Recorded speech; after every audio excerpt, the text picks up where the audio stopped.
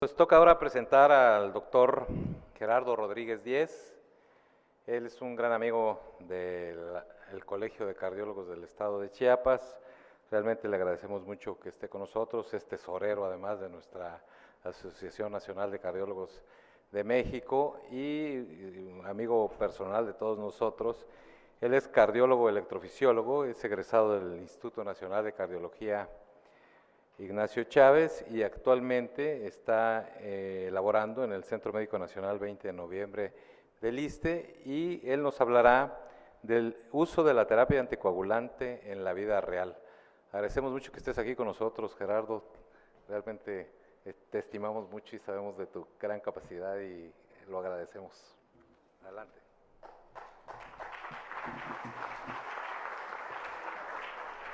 Muchas gracias, Alfredo.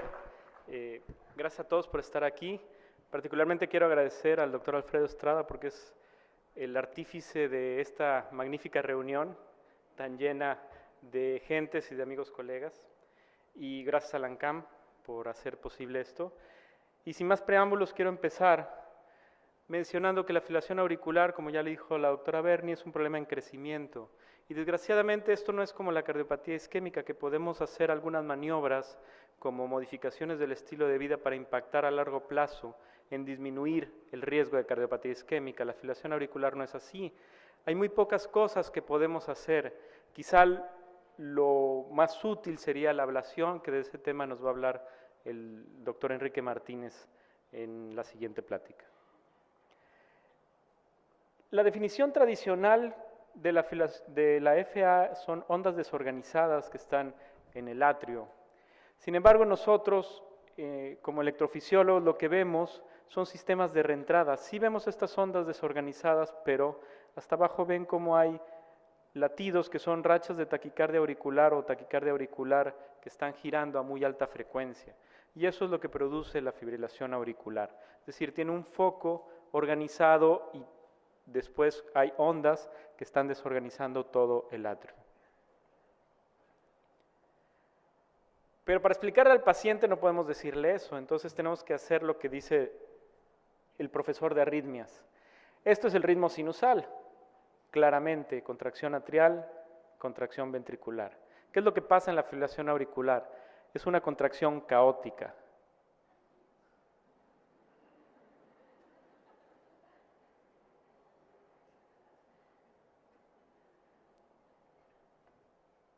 Y al final de esta contracción caótica, pues no solo la aurícula, sino el paciente queda todo aturdido.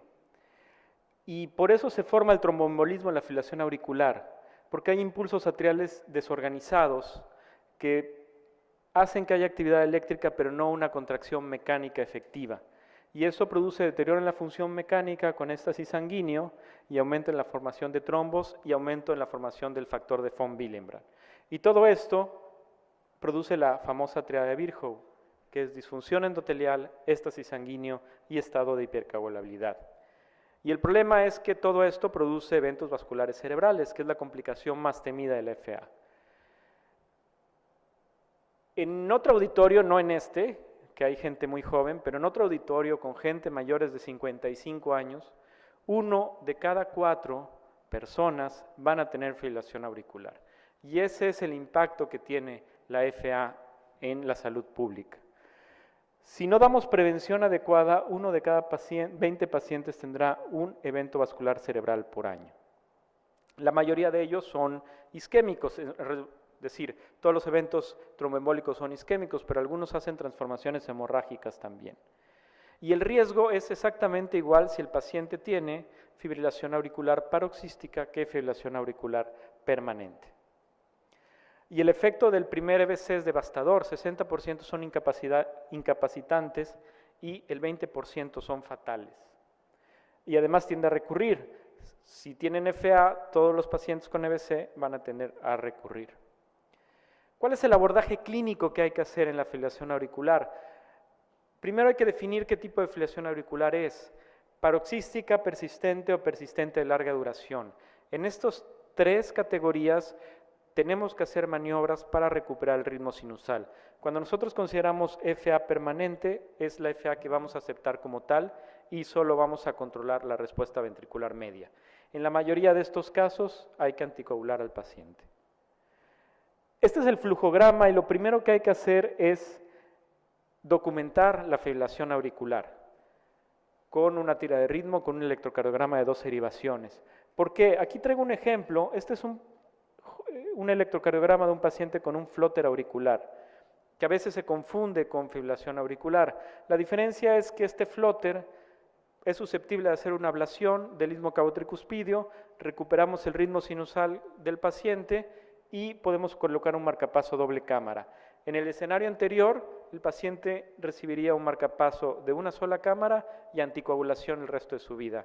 En este caso hacemos la ablación, ponemos un marcapaso doble cámara y el paciente no requiere anticoagulación. Por eso es muy importante definir si es fibrilación auricular o se trata de otro tipo de arritmias. Y en ese sentido, pronto vamos a ver muchos esfuerzos para tratar de encontrar la fibrilación auricular con diferentes herramientas en un futuro.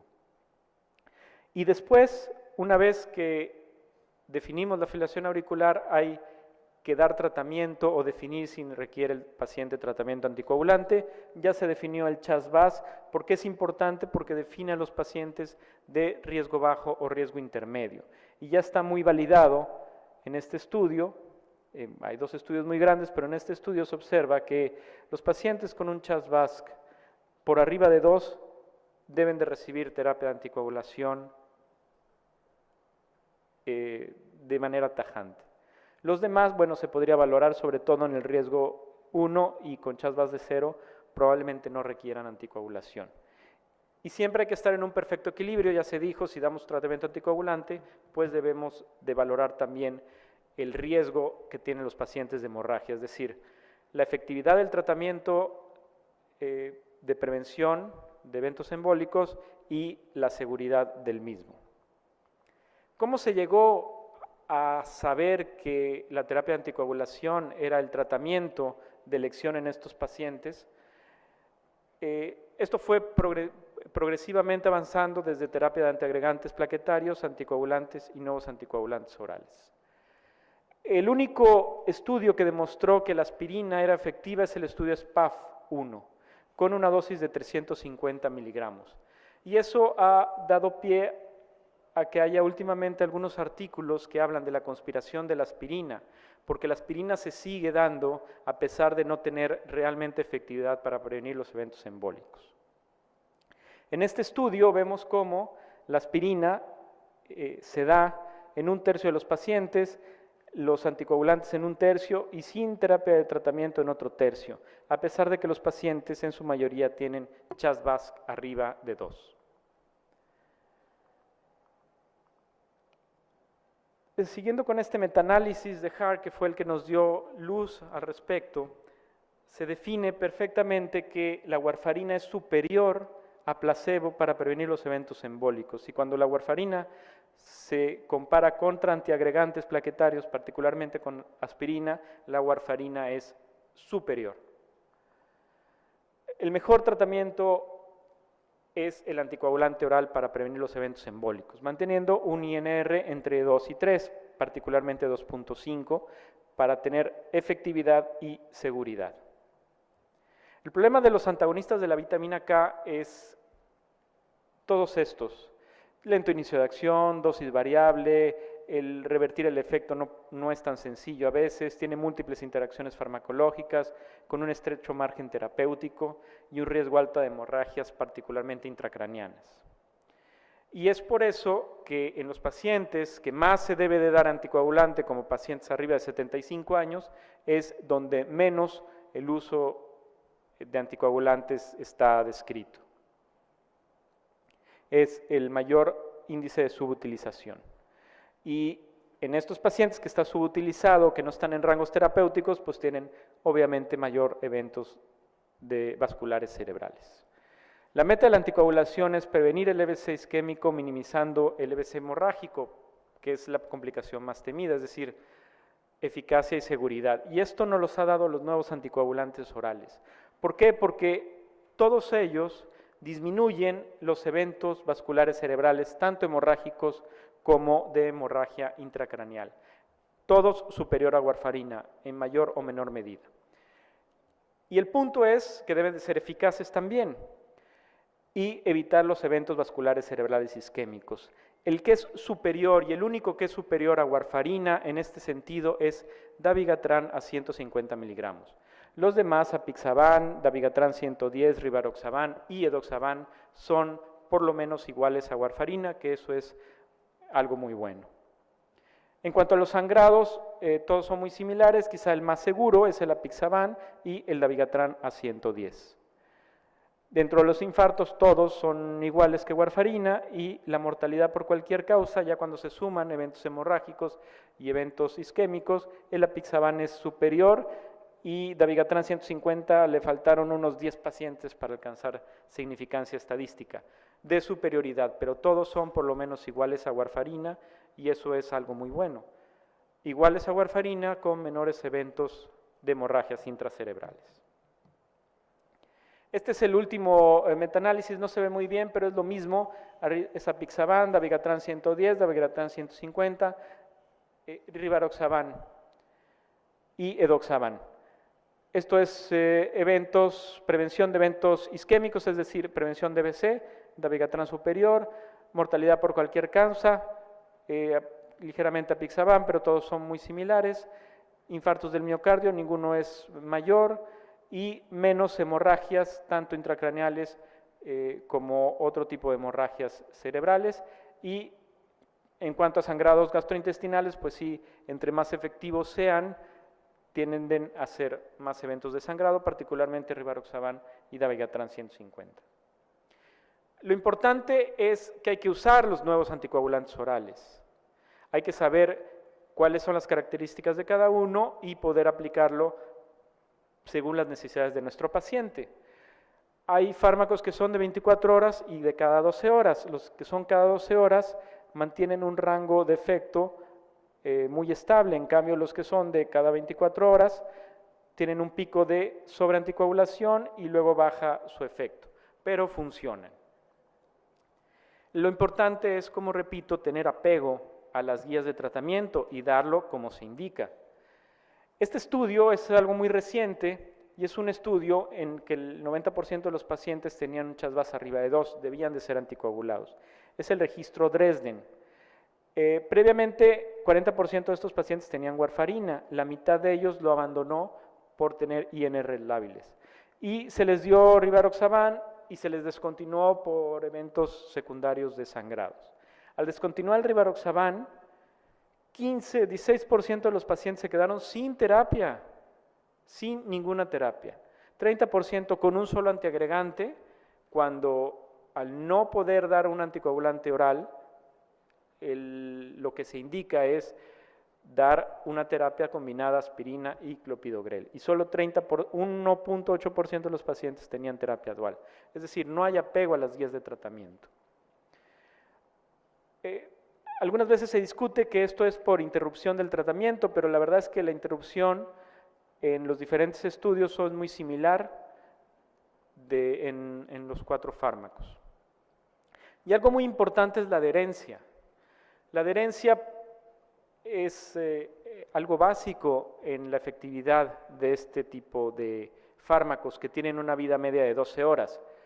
Y aquí hay un símil con una antiagregación plaquetaria comparando ticagrelor con clopidogrel. En los modelos simulados muestran que la inhibición plaquetaria es mejor cuando se da cada 12 horas que cuando se da cada 24 horas. Y está confirmado en el estudio Plato. ¿Qué pasa con los anticoagulantes orales? A veces los pacientes fallan en las dosis. ¿Qué pasa cuando tenemos un fármaco que se da cada 12 horas? Si se falla una dosis, no pasa nada. Realmente hay una adecuada estabilidad. Sin embargo, los que son de una sola dosis al día, cuando falla una toma equivale a si fallara 3 tomas, si se da cada 12 horas.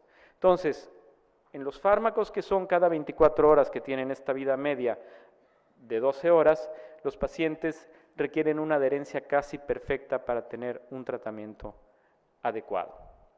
Finalmente, esto es lo más importante recordar, es decir, Cada uno tiene sus propias características y hay que saber qué paciente nos enfrentamos.